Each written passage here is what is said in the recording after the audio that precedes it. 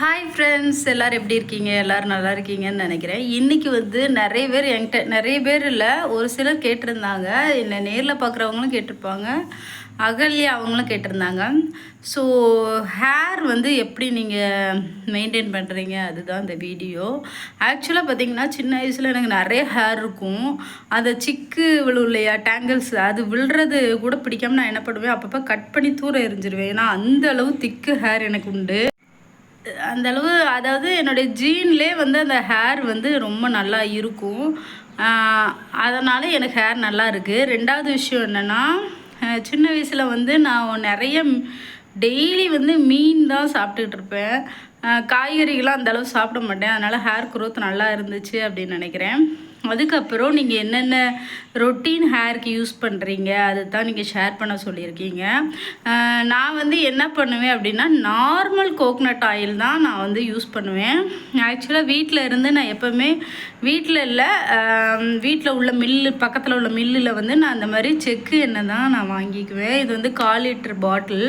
So இது seal பண்ணி இருக்கும். இந்த பாட்டில் தான் நான் வந்து தேங்காய் எண்ணெய் எப்போவுமே தலைக்கு தேய்க்கிறதுக்கு தனியாக எடுத்து வச்சுருப்பேன். இது வந்து நான் பம்பிங்க்காக நான் வந்து இதில் ஊற்றி வச்சுருப்பேன். என்னுடைய ஹேர் சீரம் பாட்டில் இருக்குது பார்த்திங்களா, அதில் ஊற்றி வச்சுருப்பேன். ஸோ நான் ஹேர் ஆயில் அப்ளை பண்ண போகிறேன் அப்படின்னா, நான் வந்து என்ன சொல்கிறது, நல்லா ஃபுல்லாக அப்ளை பண்ணிவிட்டு 1 டே வரை நான் ஹேர் ஆயிலை வந்து தலையில் வச்சுருப்பேன். வச்சுட்டு நான் வந்து ஒரு பெரிய சீப் எடுத்து நல்லா என்ன பண்ணுவேன்னா, ப்ளட் சர்க்குலேஷனுக்காக இப்படி பண்ணுறேன், இப்படி பண்ணிக்கிட்டே இருப்பேன் கொஞ்சம் நேரம். அப்படின்னா என்ன ஆகும் அப்படின்னா, நம்மளுக்கு ப்ளட் சர்க்குலேஷன் நல்லா ஸ்கேல் ஃபுல்லாக, மண்டை ஃபுல்லாக உங்களுக்கு வந்து இப்படி பண்ணிக்கிட்டே இருந்தீங்கன்னா உங்களுக்கு நல்ல ஒரு சர்க்குலேஷன் இருக்கும். அதுக்காக பண்ணுவேன். ஆக்சுவலாக நீங்கள் என்ன தான் தலையில் எண்ணெய் தேய்ச்சி உருண்டு பிறண்டாலும் உங்களுக்கு வந்து முடி வந்து நல்லா வளரும் அப்படின்னா, நீங்கள் உள்ளேருந்து சாப்பிட்டு நல்ல இன்க்ரீடியன்ஸ் எடுத்துக்கிட்டால் தான் உங்களுக்கு உண்டு.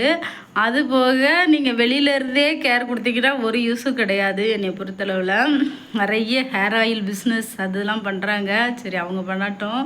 ஆனால் ஹேர் வந்து க்ரோத்துக்கு முக்கியமான காரணம் என்ன அப்படின்னா, நம்ம சாப்பிட்ற சாப்பாட்டில் தான் இருக்குது.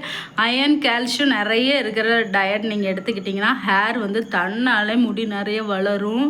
அது மட்டும் இல்லாமல் ஹேர் லாஸ் ஆகுதுன்னா உங்களுக்கு வேறு ஏதாட்டும், அதாவது டெஃபிஷியன்சி இருக்கான்னு பார்க்கணும். அயன் டெஃபிஷி இருந்தாலும் ஹேர் லாஸ் ஆகும்.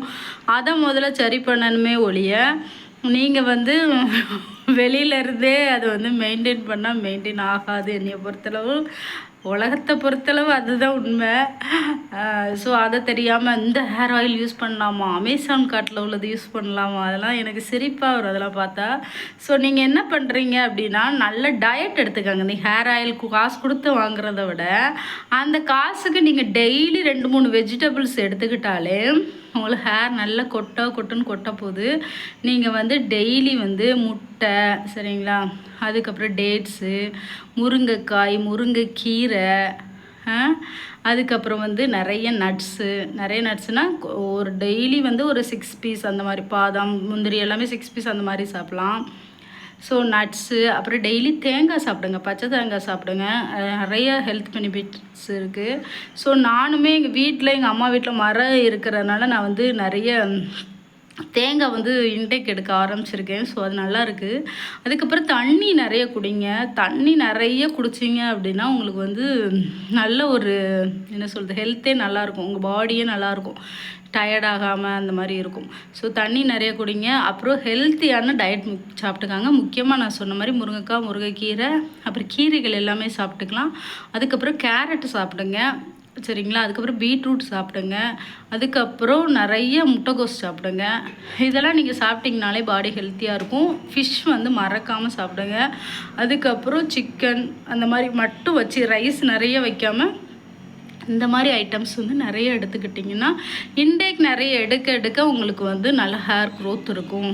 சுத்தமாக உங்களுக்கு ஹேர் க்ரோத்தே இல்லை, ஹேர் ரொம்ப இதாகுது அப்படின்னா நீங்கள் வந்து டேப்லெட்ஸ் போட்டிங்கன்னா உங்களுக்கு யூஸ்ஃபுல்லாக இருக்கும். அதாவது அயன் டேப்லெட்ஸ் அந்த மாதிரி, அது டாக்டருடைய ப்ரிஸ்கிரிப்ஷன் எல்லாமே எடுக்கக்கூடாது.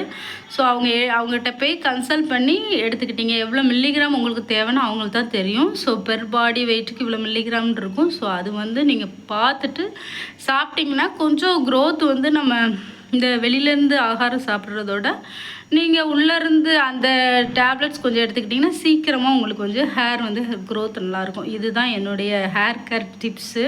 ஸோ நான் இப்படி தான் பண்ணுவேன். தேங்காய் எண்ணெய் தான் யூஸ் பண்ணுவேன். வேறு எந்த ஹேர் ஆயிலும் யூஸ் பண்ண மாட்டேன். தலைக்கு வந்து இப்போ வாட்டு கொஞ்சம் கேர் எடுத்து தலைக்கு குளிப்பேன். மிந்திலாம் அப்படி கிடையாது. நாங்கள் வாய்க்காலில் கடந்து உருளுவோம்.